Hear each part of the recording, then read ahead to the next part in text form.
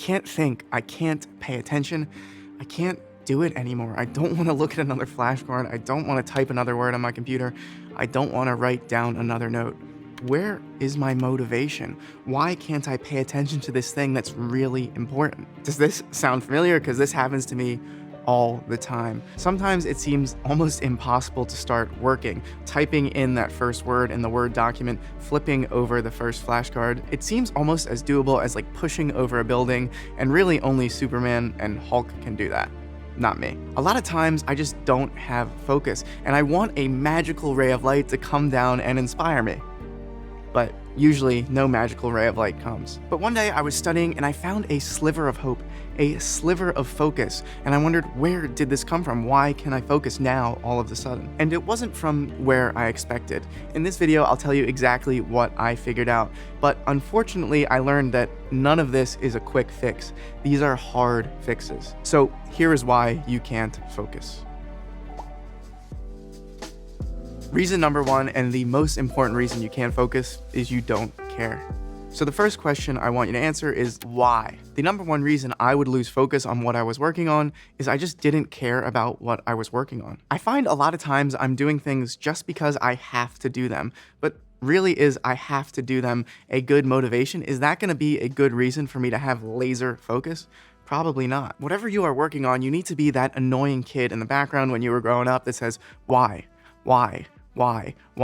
And you need to answer those questions, and you have to keep answering those questions until you come up with an answer that makes sense to you, that makes sense for you to start actually focusing. A lot of times I do things just because I have to do them, but I realize because I have to do them really isn't a great form of motivation. That's really not a good thing to push me to focus. But sometimes the answer to the fourth or fifth why might be that I don't care about this, or I don't know why I'm doing this. And if that's the answer, I have an even more challenging question for you.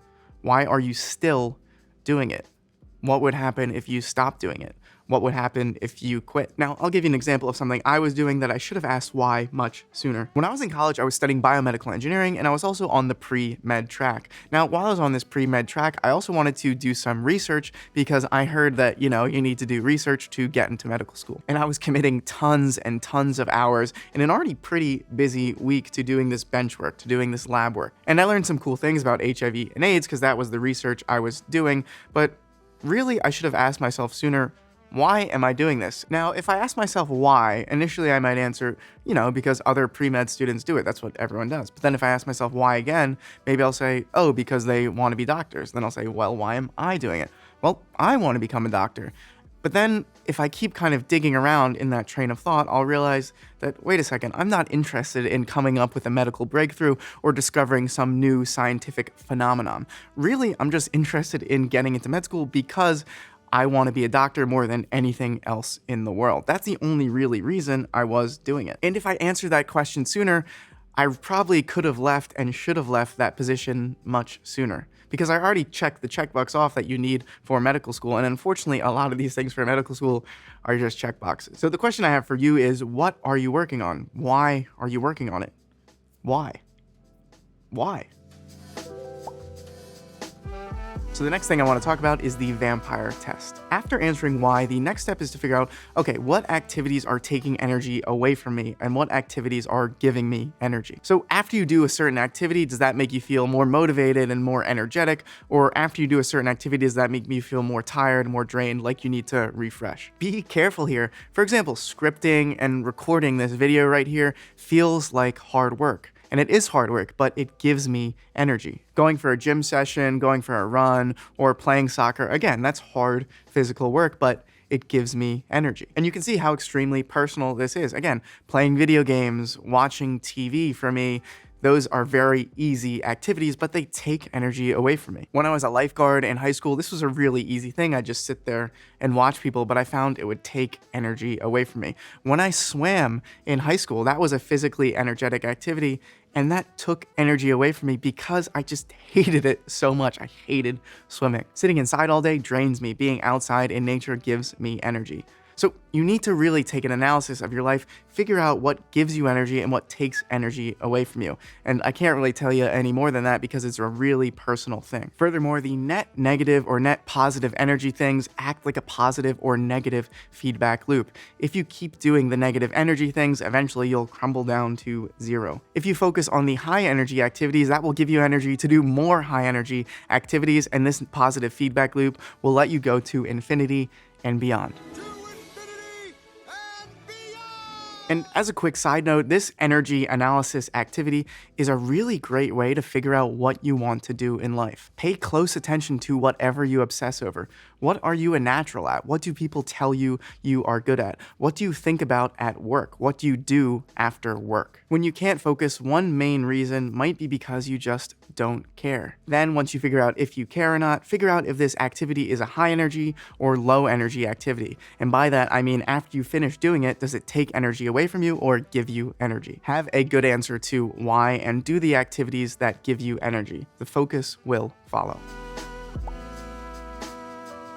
Major reason number 2 why you can't focus, and again, I'm basing these rules off myself, reasons why I can't focus, but I think they'll apply to lots of people.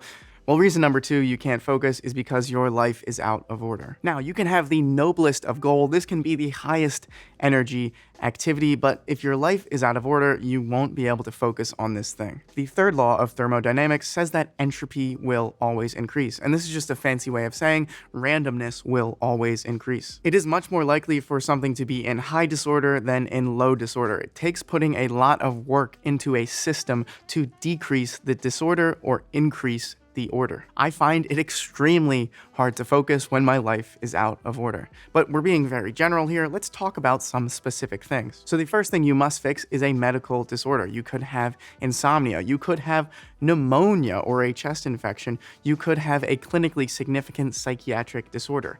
These are things you need to fix first. Now, of course, many of these things are unfixable, right? But you should work with your doctor to best address these things as best as you can. And one of the best way to fix these things is to prevent them from ever happening. Prevention is one of the best strategies, the highest impact strategies to improving yourself and your health. I know tons of doctors and residents and med students that haven't seen a doctor for their regular checkup in like years and years and years. And it always blows my mind because we are the people telling these, patients, you got to go into the hospital, get your checkup every year, get your blood work every year, get the X-ray, CT, all this kind of stuff, when we just don't do those things. Number 2 thing that you must fix is sleep. Sleep at least 7 hours a night. Number 3 is you must eat better. I think we all kind of know what this means, but for me, it means I'm trying to eat kind of less sugary, chocolatey, sweet foods and more vegetables and just drink more water. Number 4 is exercise. You must fix exercise. I've talked about this so many times, but exercise does countless amazing things, so get after it. And the next must fix thing, I think, is relationships. Have you ever heard the expression happy wife, happy life? Well, I think this applies not just to a wife or husband relationship, but I think it also applies to your friends. The people around you, if they are happy, you are probably more likely to be happy than if the people around you are sad. But a lot of us just, we stay in bad friendships or bad relationships just because we think this is the way it should be, but realize that they have a huge impact on kind of who you are and how happy you are. Okay, those are the things I think you must fix. And as I mentioned for the medical problems, keep in mind that a lot of these things that I listed above, you just can't completely fix. That's just the way of life. But if you can improve on those things even slightly, it might be the push you need to get your body in order so you can start focusing and doing great things. If I had rampant pneumonia, for example, I don't think I could study.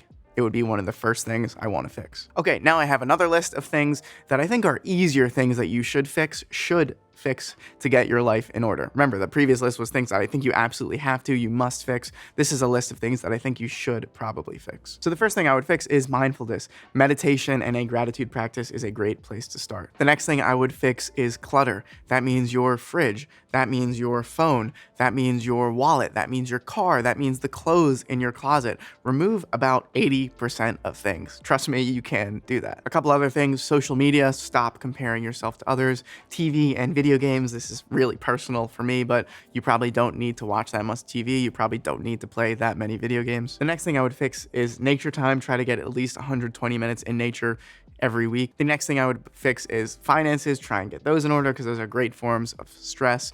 books, reading more is great. Having a strict working time, so start at a certain time and end at a certain time, and making sure to do fun things in life, whatever that means for you. Okay, so a disordered life overall is one of the major reasons you probably can't focus. The final reason why you can't focus is you don't know what to do. Here's a cool quote by some famous Roman guy: "More is lost by indecision than wrong decision. Indecision is the thief of opportunity. It will steal you blind." Now, I also think Tony Soprano said this, and I agree with both of them. The third major reason you can't focus is you don't know what to do. More is lost by indecision than wrong decision. What exactly do you need to focus on? Now that you know why you are focusing and you've got your general life in order, you need to figure out exactly what you need to do. You need to figure out where to apply this laser focus. Have you ever taken a magnifying glass outside and used the sun's rays to kind of burn the ground or burn a leaf or something like that? I hope you're not burning ants or animals. Bad. You can literally start fires with focus. Now, if the magnifying glass was malfunctioning, right, it would spread out the focus of the sun. It would spread out the magnification, and the magnification glass wouldn't work. The magnifying glass works because it can focus and can direct this sunlight energy into a certain area. Now, similar to the magnifying glass, you will only be able to have laser focus if you know where to apply this laser focus. As specifically as possible, you need to plan what you will accomplish it, when you will accomplish it, and how you will accomplish it. Because we already answered why, right? If you don't know what to do, you just won't do it. Writing down, "Oh, I will study biology" in my calendar is one of the worst things I could do if I actually wanted to study biology effectively. Also, amazingly, your brain is really good at introducing barriers to hard work, to things you don't want to do. So if I wrote down just, "Oh, I want to study biology" in my calendar, my brain might come up with things that say, "Oh wait, but first you need to figure out exactly what you want to study. But why are you studying those things? Maybe you should study this other thing." You know what? That's too much to think about. I think I need to watch an episode of Friends first before I can really sit down and study. Oh, yes. Oh, yeah, that's the stuff. No. The plan should have been figured out at least days ago, preferably weeks ago. So using study biology, I'm just going to give a really easy example. Imagine if you're studying for a test, and this test is on chapters 1 through 12 of biology. The first thing I like to do is figure out everything I need to study, everything I need to learn for this test. So for this test, what I just said, you need to learn chapters 1 through 12. The next thing I like to do is I like to figure out how many days I have left before I have the exam or quiz or whatever I need to test and use my knowledge. So let's say, for example, I only have 3 days to study for this biology test. The next thing I do is I divide the amount of things I need to learn by the days I have left. So if I need to study 12 chapters of biology and I have 3 days left, that means I have to study 4 chapters every single day.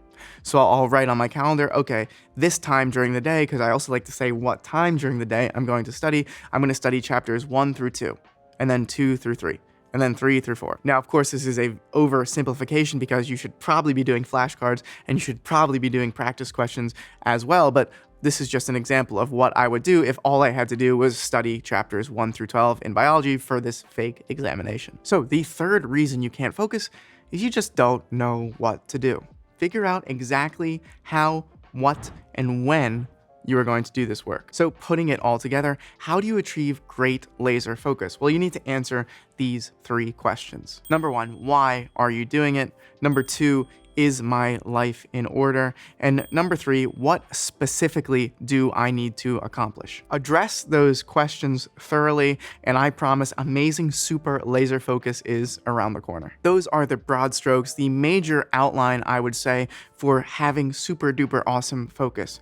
But I made another video outlining 10 specific things I do every single day to improve my focus. Like, one thing I do is I don't consume caffeine for at least 2 hours after waking up. And I have all these reasons, all these strategies listed on my exclusive video on Nebula. Nebula is where you can watch more videos from me if you can't get enough of me here on YouTube. On Nebula, I have other exclusive videos that are only on Nebula, like a story about a gunshot wound in the hospital, and recently I also published my ultimate lucid dreaming method to have a lucid dream tonight. And you can also watch next week's YouTube video right now on Nebula because I release all my YouTube videos 1 week early on Nebula. Thank you so much for watching, and I will see you on the next one.